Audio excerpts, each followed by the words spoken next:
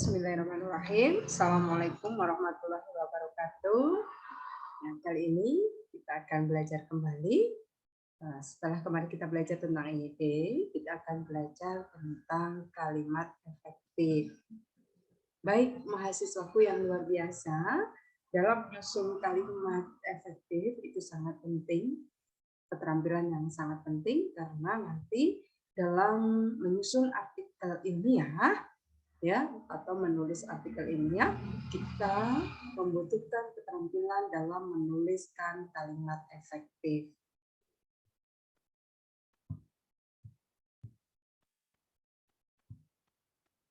Nah, apa sih itu kalimat efektif? Ya, kalimat efektif ialah kalimat yang memiliki kemampuan untuk menimbulkan kembali gagasan pada pikiran pendengar atau pembaca, seperti gagasan yang ada pada pikiran pembaca atau penulis. Jadi, kalimat dikatakan efektif apabila berhasil menyampaikan pesan, gagasan, perasaan, maupun pemberitahuan sesuai dengan maksud si pembicara atau penulis. Kalimat efektif adalah kalimat yang terdiri atas kata-kata yang mempunyai unsur subjek, predikat, objek, dan keterangan, atau kalimat yang mempunyai ide atau gagasan pembicara atau penulis. Nah, ini adalah ciri-ciri kalimat efektif ya.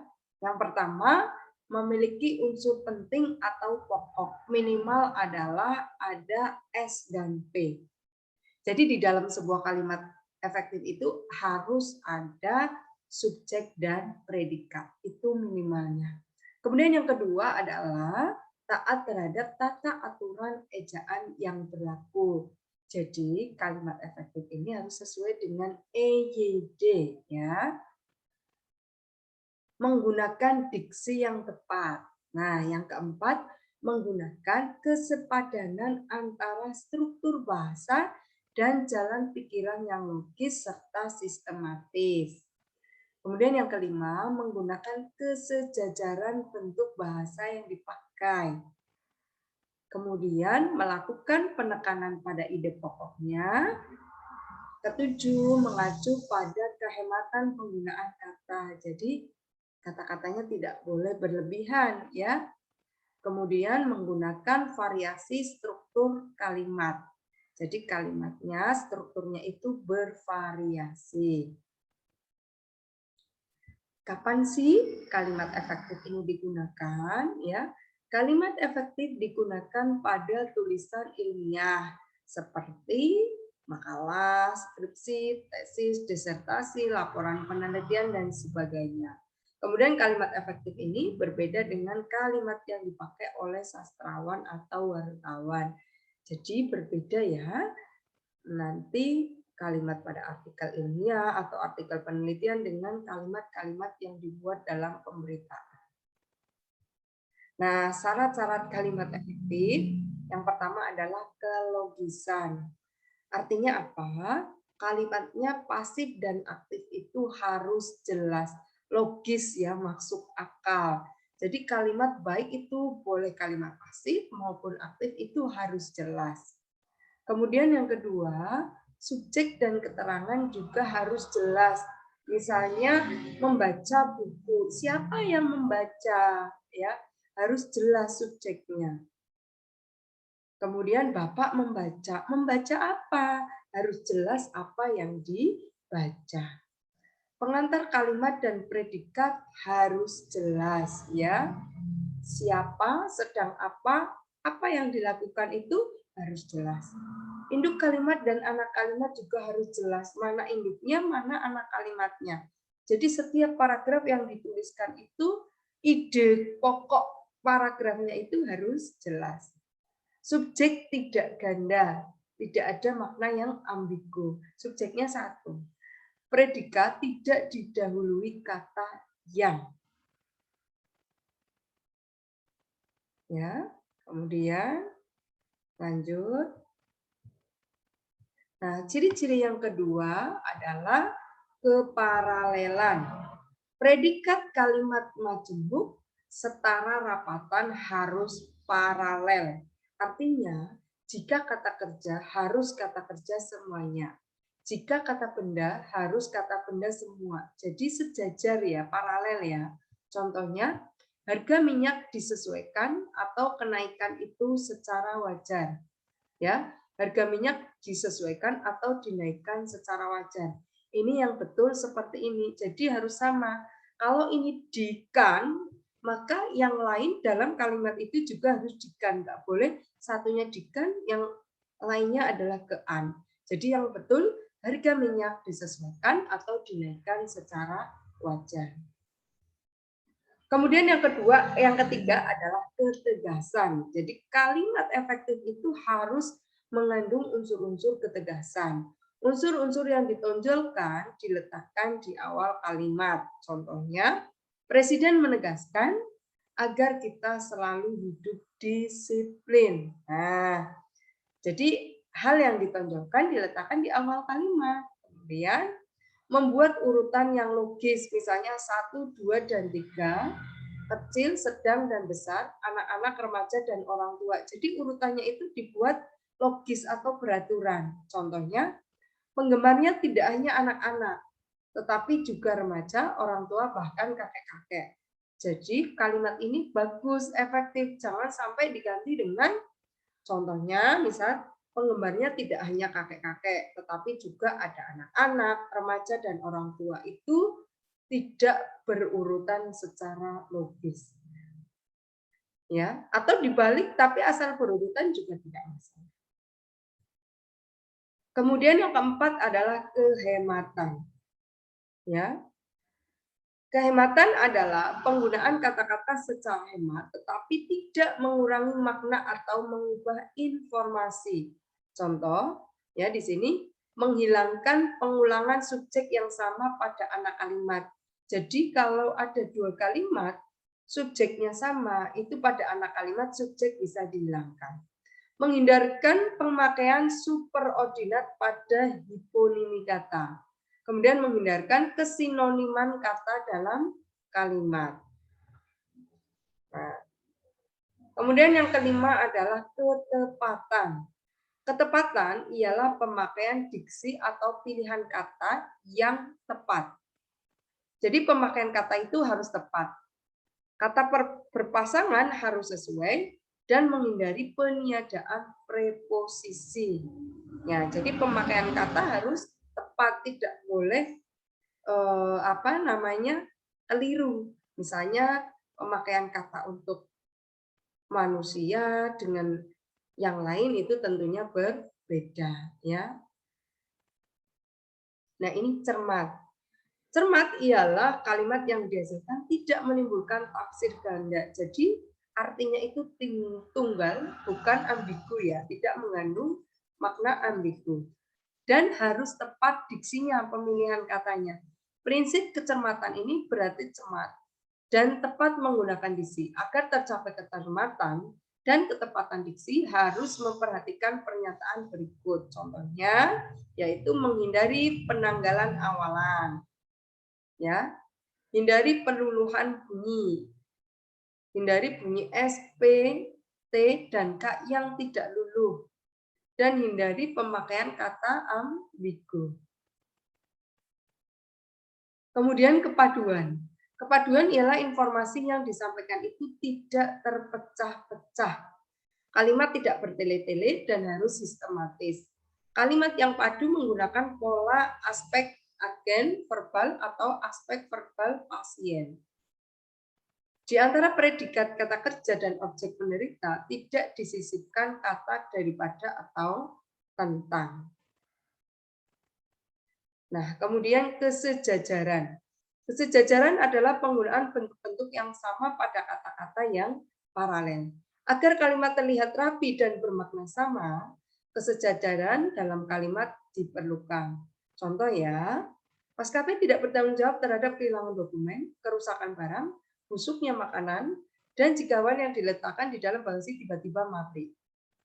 Di bawahnya ya, maskapai tidak bertanggung jawab terhadap kehilangan dokumen, kerusakan barang, kebusukan makanan, dan kematian hewan. Jadi harus sejajar. Kalau mau ke an ya ke an semua, ya. Pada kalimat tersebut kata busuknya dan mati tidak paralel dengan kata kehilangan dan kerusakan, maka kedua kata tersebut disejajarkan menjadi kebusukan dan kematian. Kemudian yang 9 adalah keharmonisan. Keharmonisan kalimat artinya setiap kalimat yang kita buat itu harus harmonis antara pola pikir dan struktur bahasa. Subjek ialah bagian kalimat yang menunjukkan pelaku, tokoh, sosok, benda, atau sesuatu hal. Predikat adalah bagian kalimat yang memberitahu melakukan apa atau dalam keadaan bagaimana subjek. Predikat dapat juga berupa sifat, situasi, status, ciri, dan jati diri subjek. Objek dan pelengkap. Objek dan pelengkap adalah bagian kalimat yang melengkapi predikat. Keterangan ialah bagian kalimat yang menerangkan berbagai hal mengenai hal yang lainnya. Jadi, dalam sebuah kalimat yang harmonis, subjek, predikat, objek, serta keterangan itu harus jelas dan betul. Kemudian, kita akan membahas tentang penerapan kalimat efektif. Kalimat efektif dan penerapan EYD atau ejaan yang disempurnakan. Menurut EYD ini kita ingat kembali bahwa EYD adalah kaidah yang berisi aturan tata tulis bahasa Indonesia yang harus diikuti dalam penulisan kecuali ada pertimbangan khusus seperti masalah hukum, nama diri pribadi, keilmuan misalnya Soekarno, Universitas Pajajaran itu boleh ya diperbolehkan. Nah, kalimat efektif dan pemilihan kata atau diksi. Dalam menyusun kalimat yang efektif, diksi atau kata itu sangat penting sehingga kita harus pandai menyusun atau memilih melakukan pemilihan diksi yang betul. Diksi adalah pemilahan dan penempatan kata ketika seseorang sedang berbicara. Kata-kata yang digunakan dalam tulisan dipilih untuk menyampaikan informasi dan kata bersinonim ialah kata yang bentuknya berbeda namun maknanya serupa. Ini sinonim. Dalam membangun kalimat efektif harus digunakan kata yang tepat. Kalimat efektif dan kesepadanan serta kesatuan. Kalimat yang lengkap dapat terdiri atas unsur-unsur kalimat yang meliputi subjek, predikat, objek, keterangan, dan pelengkap. Ini dalam sebuah kalimat yang lengkap. Kesepadanan ini ialah hubungan timbal balik antara subjek dan predikat, antara predikat dan objek, serta dengan keterangan ataupun pelengkap.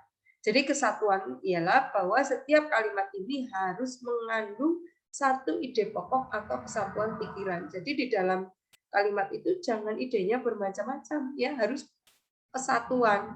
Contoh, banyak orang yang pro dan kontra terhadap RUU Sikdiknas. Ya.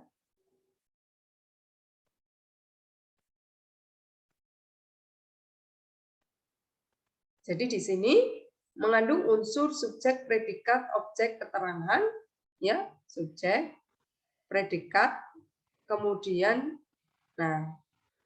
pro kontra terhadap RUU Sikdiknas, ya. Nah, ini objek itu mengandung satu ide kalimat, ya. Kalimat efektif dan kesejajaran bentuk. Yang dimaksud dengan paralelisme atau kesejajaran dalam penyusunan kalimat efektif ialah menggunakan bentuk-bentuk bahasa yang sama atau konstruksi bahasa yang sama dan dipakai dalam susunan serial. Frasa atau kelompok kata ini disejajarkan dengan frasa. Demikian juga kata benda, kata kerja, kata sifat disejajarkan dengan kata benda, kata kerja, dan kata sifat. Jadi ada paralelisme atau kesejajaran bentuk. Penghapusan pangkalan asing dan penarikan kembali tentara imperialis dari bumi Asia Afrika akan mempercepat perwujudan cita-cita segenap bangsa Asia Afrika yang hendak menciptakan masyarakat yang aman, damai, dan makmur. Jadi di sini pean dengan pean, kemudian ini tanpa imbuhan dengan tanpa imbuhan, ya. Ini adalah kesejajaran bentuknya, ya.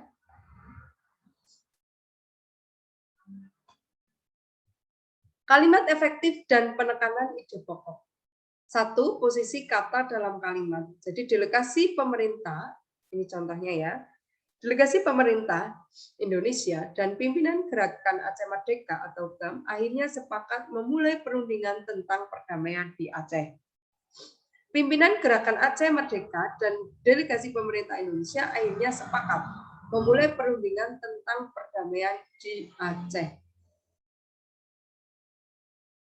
Akhirnya, delegasi pemerintah Indonesia dan pimpinan Gerakan Aceh Merdeka atau GAM sepakat memulai perundingan tentang perdamaian di Aceh. Perundingan tentang perdamaian di Aceh akhirnya sepakat dimulai oleh delegasi pemerintah Indonesia dan pimpinan Gerakan Aceh Merdeka. Jadi di sini penekanan ide pokoknya itu diletakkan di dalam awal kalimat.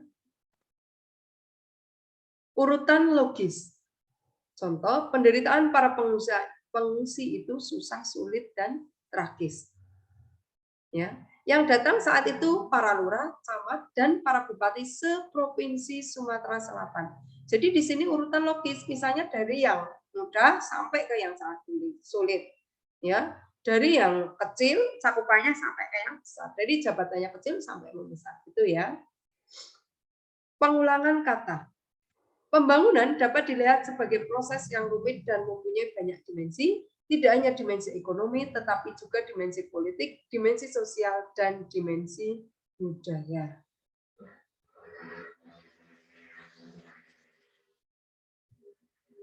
Kalimat efektif dan penghematan kata. Yang pertama adalah pengulangan unsur kalimat. Contoh kalimat, pemuda itu segera mengubah rencananya setelah dia bertemu dengan pemimpin perusahaan. Hadirin serentak berdiri begitu mereka mengetahui mempelai memasuki ruangan. Ini akan lebih efektif jika kalimatnya dirubah menjadi pemuda itu segera mengubah rencananya setelah bertemu dengan pemimpin perusahaan. Jadi subjeknya sama, tinggal yang satu dihilangkan saja pada anak kalimat. Kemudian hadirin serentak berdiri begitu mengetahui mempelai memasuki ruangan. Ini sama, subjeknya sama, kemudian pada kalimat di luar. Nah, kemudian yang kedua tentang penggunaan hiponimi. Rumah penduduk di kota itu terang benderang oleh cahaya lampu neon.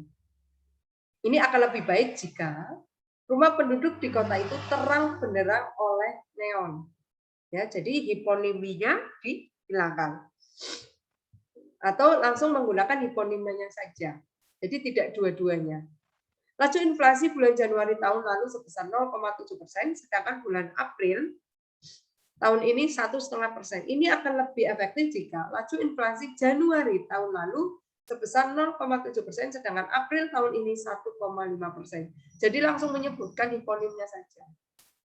Warna kuning dan merah mendominasi suasana pemilu 1999. Langsung saja, kuning dan merah mendominasi suasana pemilu 1999. Contoh kalimat berikutnya, beliau dilahirkan di kota Yogyakarta pada 1924. Lebih efektif jika beliau dilahirkan di Yogyakarta. Langsung kotanya dihilangkan. Kemudian gejala penyakit TBC pada dirinya sudah lama diketahui. Ini akan lebih efektif jika gejala TBC pada dirinya sudah lama diketahui. Jadi penyakitnya tidak perlu ditulis. Kalimat efektif dan variasi struktur. Tadi ya, di ciri itu, yaitu penempatan unsur-unsur kalimat yang pertama. Kesulitan bernafas dapat diatasi dengan cara pasien terus-menerus diawasi secara ketat di ruang perawatan. Hasrat lain yang mendorong orang mencari uang adalah ingin dipuji. Dari kapal yang besar itu kami turun perlahan. KSP. Jadi di sini ada variasi dari struktur kalimat. Variasi panjang pendek kalimat, ini yang pertama. Kalimat yang pendek belum tentu mencerminkan kalimat yang baik dan efektif. Kalimat yang panjang pun belum tentu selalu rumit dan tidak efektif. Kalimat yang panjang pun karena yang akan diungkapkan cukup banyak dan perlu rinci, dapat lebih efektif. Dalam suatu tulisan, keduanya dapat dipadukan untuk menghindari kejenuhan dari pembaca. Jadi kalimatnya dalam kita menulis tidak harus panjang terus dan pendek terus, tapi dipadukan dua-duanya. Kemudian yang kedua tentang pemilihan jenis kalimat. Variasi kalimat dapat dilakukan juga dengan memanfaatkan berbagai jenis kalimat yang ada. Ada 3 macam jenis kalimat yang ditinjau, yaitu kalimat berita, tanya, dan kalimat perintah. Dengan variasi kalimat berita, tanya, dan kalimat perintah akan menyegarkan tulisan. Kemudian pemilihan bentuk aktif dan pasif. Kalimat aktif apabila subjeknya melakukan suatu perbuatan. Umumnya, predikat kalimat aktif berupa kata kerja yang berawalan ber, dan ada pula yang tidak menggunakan awalan ya atau aus. Sedangkan kalimat pasif ini apabila subjek kalimat tersebut tidak berperan sebagai pelaku tetapi hanya sebagai sasaran perbuatan yang dinyatakan oleh predikat. Karya ilmiah umumnya cenderung menggunakan kalimat pasif untuk lebih menunjukkan hasil dari suatu perbuatan daripada pelakunya. Kalimat pasif dapat berciri predikatnya menggunakan imbuhan di dan ter. Sudah dilaksanakan. Nah, itu ya. Kalau artikel ilmiah itu seringnya seperti itu. Nah, baik itu tadi adalah tentang kalimat efektif. Silahkan membaca kembali contoh-contoh kalimat efektif. Semoga bisa lebih dipahami dan bisa dipraktekkan untuk menulis artikel ilmiah. Selamat belajar. Wassalamualaikum warahmatullahi wabarakatuh.